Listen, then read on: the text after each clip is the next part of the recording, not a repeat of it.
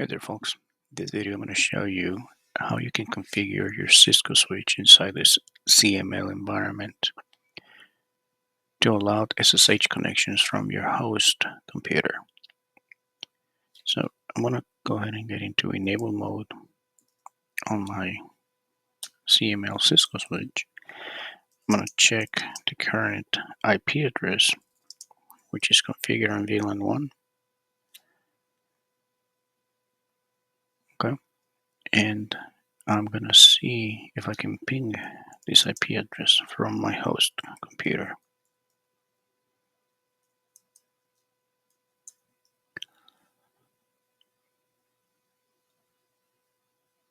And there we go. It is reachable from my host computer. Alright, so I am ready to start configuring the switch to allow this SSH connection. So now that I'm in enabled mode in the switch, I'm going to get into config mode. And I'm going to assign a domain name to the switch. This, of course, is a made-up domain name. So I'm going to start with IP domain name. And since this is a test environment, I'm going to call it test lab for the domain name. Enter. Then I'll have to create a user that is going to be logging into the switch. So I'm going to go to username, and this username, I'm going to give the highest permissions you can get in the switch, 15, and I'm going to create the password. Again, since this is a test environment, the password doesn't have to be super complicated. All right, and now that I have that set up, I'm going to hit enter, and now when the user logs in, it has to get into enable mode to be able to do anything on it. So I am going to use the password that I set up here as the password for the enable mode whenever the user logs in. Enable secret, pass W1. Next, I'm going to create the SSH encryption key to be able to SSH into the switch from my host computer. So the command line to do that is crypto key generate RSA modulus 2048. And you can see the key has been created. And it's telling you that it's going to be a hidden command. Okay, now that the RSA key has been created, you have to configure the entry point for the SSH connection. So in config mode, I'm going to configure the V2Y lines. V2Y lines are basically the allowed connections from a remote host. So in config mode, line V2Y 0 space 4 login local. And now that I'm inside the login local, I'm going to put in transport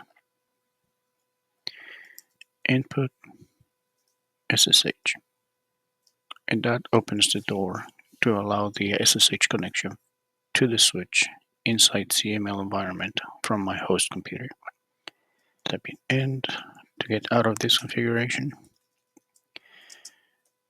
And I'm going to save into memory. And now let's see if I can connect to the switch. So my command prompt terminal on the left, I'm going to type in SSH and the username, which in this case I said it was JLeo, at the IP address of the switch, which is 192.168.40.80. Hit enter, and it's creating the RSA key between my host computer and the switch. So I have to type in yes to accept, And now it's asking me for the password to log into the switch, which is P. And as you can see, after I type in the password, when I do type in the password, it doesn't show anything. So I'm in the switch.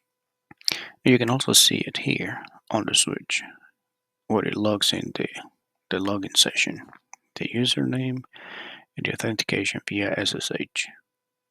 So if I do show interface status on my command prompt connection, you can see that I am seeing the information in the switch. If I do show interface status in the switch as well, I got the same information, which is what I wanted to see. It's going to be a VLAN layer 2. I'm going to call this VLAN 2. Call it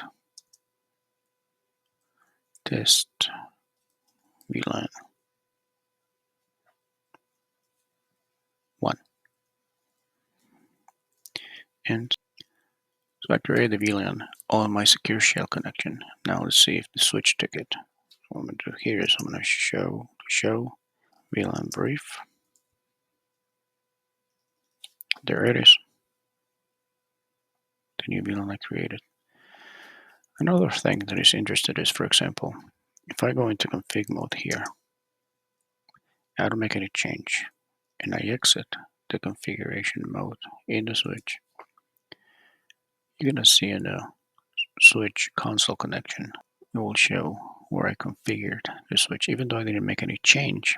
Just the fact that I got into configuration mode and I exit without making any changes, the switch interpret that as there was a change made by the username using the console connection on this IP address.